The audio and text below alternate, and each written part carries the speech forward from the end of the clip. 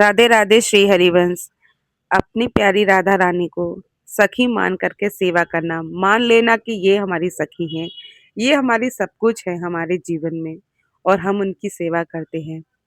तो ऐसी ही लीला है हमारी राधा रानी की, एक इंसान के साथ जुड़ी हुई, जो कि अद्भुत लीला है, जो आज भी वृंदावन में मौजूद है। उनकी लीला है ये, जो कि उन्होंने उनके साथ ऐसी लीला करी कि वो कभी बरसाना छोड़ कर के नहीं गई हैं। कुछ टाइम पहले हमारी मम्मी गई थी घूमने, तो वहाँ कुछ लोगों ने बताया था कि वहाँ पे एक बहुत बुजुर्ग महिला झाड़ू लगा रही थी। तो जब झाड़ू लगाई तो सबने पूछा कि भाई ये इतनी बुजुर्ग महिला है झाड़ू की, इनका रोज का नियम है यहाँ पर झाड़ू लगाना, अपने हाथों से पोंछना सीढ़ियों को, कि ये अपनी सखी के लिए करती हैं कि मेरी सखी आएंगी और मुझसे कुछ ना कुछ मांगेंगी या कुछ बोलेंगी, मेरी सखी आएंगी। तो उनका भाव ऐसा है, तो वो रोज आती हैं और रोज सीढ़ियों को अपने पल्लू से पोंछती हैं, धोती हैं, पोंछती हैं, कि उनके साथ कुछ ऐसी लीला हुई थी, क्योंकि आज भी वो वृंदावन में हैं और इंतजार कर रही हैं कि राधा रानी कब आएंगी। लीला ऐसी है कि वो राधा रानी को बचपन से ही अपनी सखी मानती थी, सखी भाव था उनका। देखिए, हर किसी भक्त का भाव थोड़ा अलग होता है, कोई कुछ मानता है, कोई कुछ मानता है। यहाँ पर हमारी जो सखी हैं, इनका भाव बहुत अलग था राधा रानी को लेकर के। हर महीने बरसाना जाना, वृंदावन जाना, राधा रानी का नाम जाप करना, हर चीज़ में राधा रानी, मेरी सखी, मेरी प्यारी सखी। मतलब कुछ भी अच्छा होता था, मेरी प्यारी सखी, कुछ भी गलत होता था, मेरी प्यारी सखी। तो उनका भाव ऐसा था कि हर चीज़ उनकी सखी से जुड़ी हुई थी, उनकी राधा रानी से जुड़ी हुई थी। तो धीरे-धीरे वो बड़ी हुईं, तो उनका विवाह हुआ, अच्छे घराने अच्छे घराने में उनका विवाह हुआ। धीरे-धीरे टाइम बीतता गया, फिर उन पे कोई संतान नहीं हुई, काफ़ी साल हो गए, टाइम भी हो गया बहुत।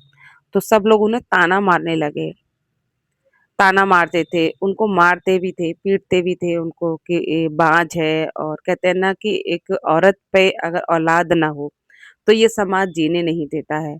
तो ऐसा ही कुछ उनके साथ हुआ कि उनको मतलब कोई औलाद नहीं हुई, और सब लोगों घर वाले ताने मारते थे, पति ताना मारता था उनका, और मतलब बहुत तकलीफ में उनकी स्थिति आ गई थी, बहुत ज़्यादा तकलीफ में। तो उनको मार-पीट के उनको घर से निकाल दिया। तो उनके पास कुछ पैसे थे, क्योंकि कोई रास्ता नहीं दिख रहा था उन्हें कि वो किधर जाएँ, घर से निकाली हुई वो। जब अपने ही घर से बेघर हो गई तो कहाँ जाएँगी वो? पीहर वो जा नहीं सकती थीं कि किसके घर जाऊँ मैं? तो उनको कुछ नहीं भाया, वो सीधे बरसाना चली गईं। बरसाना चली गईं, कुछ पैसे थे उनके पास जो कि उनसे वो बरसाना चली गईं। भाई जब बरसाना पहुँची वो, पहले तो वह बहुत रोईं, क्योंकि उनका कोई सहारा नहीं था। एक ही सहारा थी श्री राधा रानी, उनकी सखी। वो सखी भाव रखती थी उनसे, तो एक सखी अपनी सखी के पास गई थी।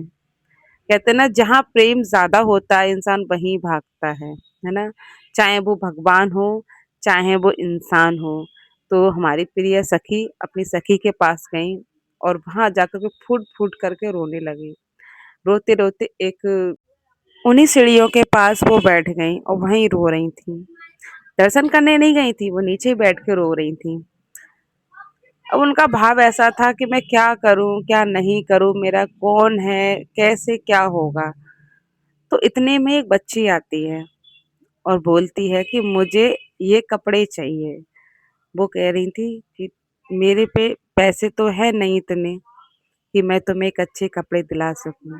फिर भी उनके भाव बहुत अच्छे थे, उन पे जितने पैसे थे, उसी हिसाब से उन्होंने एक उनके लिए लहंगा चुन्नी-सी दिलवा दी, एक बच्ची के लिए, उसका मान रखने के लिए, उसका सम्मान रखने के लिए, कि बच्चे का मन रखने के लिए क्या, तो उन्होंने ऐसा ही किया। तो उन बच्ची के लिए उन्होंने एक घाघरा चोली दिलवा दी थी। वो बैठी, उनकी आँखों में इतनी नमी थी कि आज मैं अपने घर से बेघर कर दी एक औलाद के लिए। तो फिर वो जाती हैं दर्शन करने के लिए। सीढ़ी चढ़ती जा रही हैं, उनकी आँखों में आँसू हैं, सीढ़ी चढ़ती जा रही हैं, उनकी आँखों में आँसू हैं। बहुत नमी के साथ वो पहुँच गईं श्री राधा रानी के पास, और देखती हैं तो होता क्या है, भाई वो देखकर शॉक रह गईं। उन्होंने ये देखकर मतलब अचंभा हो गया उनको कि ये कैसे हुआ? क्या हुआ? और वहाँ पर फूट-फूट के रोने लगी। ऐसा क्या हुआ उनके साथ? ऐसा ये हुआ कि जो ड्रेस उन्होंने पहन रखी थी, हमारी श्री राधा रानी ने, जो पोशाक धारण किए हुई थी राधा रानी हमारी, वो पोशाक वो उन्होंने खुद दिलाई थी। उस रंग की पोशाक, वही रंग, वही कपड़ा, वही डिज़ाइन, सब कुछ वही था। वो राधा रानी को देख कर के शॉक में पड़ गईं और बहुत मतलब वहीं फूट-फूट कर के रोने लगीं कि मेरी श्री जी, मेरी सखी मेरे पास आई, मुझसे लहंगा लिया और अगर मुझे पता होता कि मेरी राधा रानी मेरे पास इस तरीके से आई हैं, मेरे से स्वयं कपड़े लेने आई हैं, तो मैं और भी अच्छे कपड़े दिलाती अपनी राधा रानी के लिए।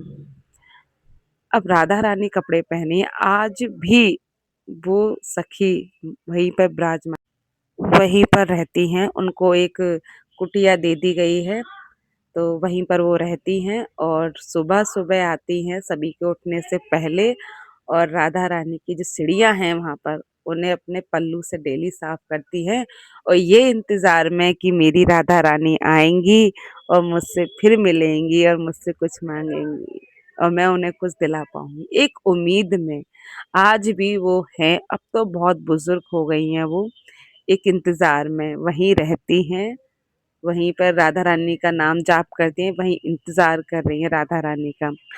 तो कमेंट करके आप लोग भी बताना कि आपके साथ भी कोई ऐसी लीला हुई है, जो कि शायद आपको पता ना हो या आपके कभी आस-पास कोई ऐसी लीला हुई हो।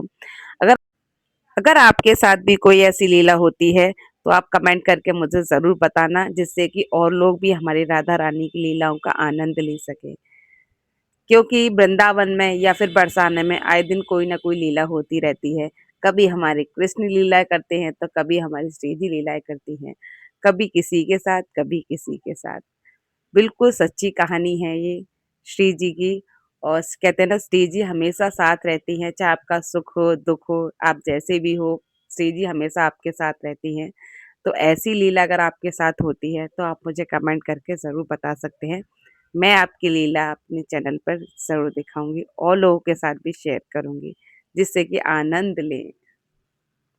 तो सब प्रेम से बोलिए राधा, राधा, राधा, राधा, राधा, राधा, राधा वल्लभ श्री हरिवंश।